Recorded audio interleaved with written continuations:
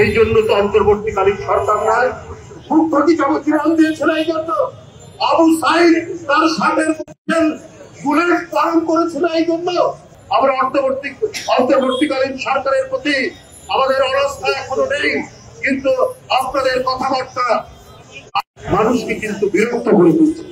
এই কাজ আপনারা করবেন না। আপনারা অবিলম্বে সুনির্দিষ্ট তারিখ ঘোষণা করুন।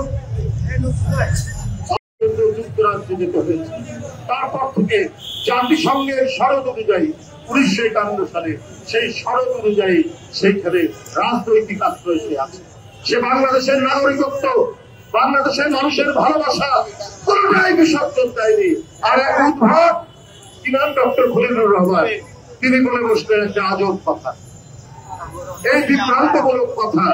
এই ধরনের আজব উপদেষ্টারা আজকে ডক্টর ইউনূস সাহেবের চারপাশে ভিড় করে আছে বলেই আজকে সমাজ থেকে সন্ত্রাস নির্মূল হচ্ছে না।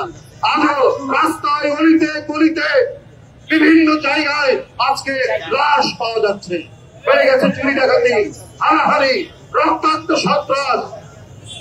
বন্ধুরা আমার, এই জন্য তো অন্তর্বর্তীকালীন সরকার নয়, মুখ্যমন্ত্রী জবাব দিয়েছিল। এই জন্য আবু সাইদ তার ষাটের বুলেট পালন করেছিল। এই জন্য সে মিরপুরের 10 নম্বরে লুটিয়ে পড়েছিল। এই সমস্ত লোকদেরকে আপনার উপদেষ্টা বাড়াবে, আর তারা জনগণকে শপথ দেবে, আর নির্বাচন আর গণতন্ত্রের শপথ জনগণকে শোনাবে। এই জন্য তারা জীবন দিয়েছিল, এই জন্য তারা জীবন দেয়নি।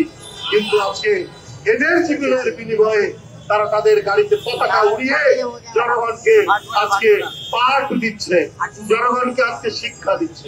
এইটা চলবে না।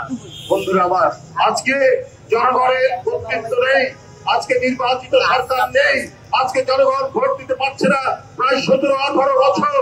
আজকে জনগণ তার মনোনীত সরকার পায়নি বলে কোন জায়গায় প্রশাসন তার কর্তৃত্ব ফলাতে পারছে না, প্রশাসন কাজ করতে পারছে না, পুলিশ নির্বিকার ভাবে দাঁড়িয়ে আছে।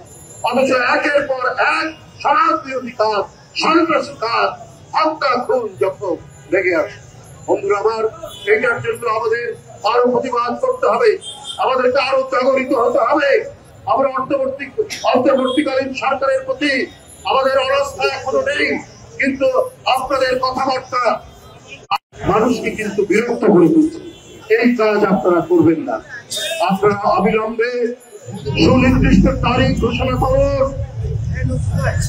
অবাধ সুষ্ঠু নির্বাচন, সেইটা শেখ হাসিনা কেড়ে নিয়েছিল, তার সেই কেড়ে নেওয়া সেই নির্বাচন, সেই ধারায় যদি আপনারা চলেন, আপনাদেরকেও মনে করবে যে আপনারা শেখ হাসিনার বাতাস আপনাদের গায়ে লেগেছে।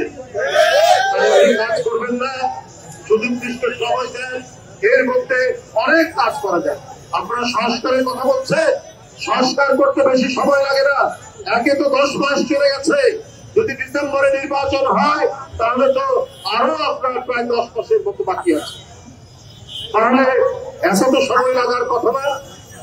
আজকে নির্বাচিত সরকার নাই বলেই জবাবদিহিতে নেই বলেই আজকে পাড়ায় মহল্লায় সন্ত্রাসীরা, আজকে পাড়ায় মহল্লায় সমাজ বিরোধীরা তারা দাপট ঘটাচ্ছে।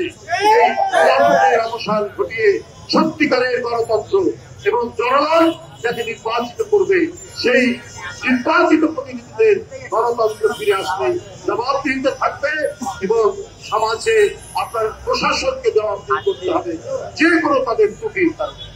আমি তরিকুলের আত্মার মাধ্যমে আত্মা করছি এবং অবিলম্বে তাকে যারা গুলি করে হত্যা করেছে সেই হত্যাকারীদের দৃষ্টান্তমূলক শাস্তির দাবি করে আমি আমার বক্তব্য শেষ করছি।